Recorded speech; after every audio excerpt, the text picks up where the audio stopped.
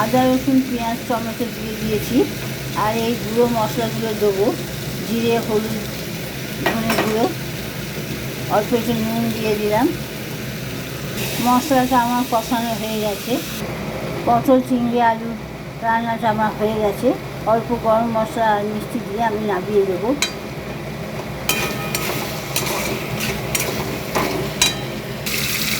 মাছগুলো আমি ভেজে নিচ্ছি, মাছের ডিমগুলো আমি ভেজে নিচ্ছি। ওই মাছ ভাজার তেলেই আমি ফোড়নটা দিয়ে রান্নাটা করে নেব। ফোড়নে আমি কালো জিরে দিলাম,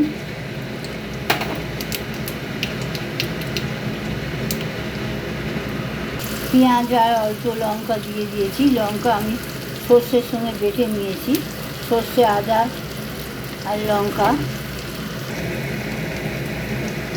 নুন দিয়ে দিলাম, হলুদ আদা বাটা সর্ষে বাটা লঙ্কা বাটা সব একসঙ্গে দিয়ে দিলাম। মাছ আর মাছের বড়াটা দিয়ে আমার মাছটা হয়ে এসছে প্রায়। 1 মিনিট পরেই আমি নামিয়ে দেবো।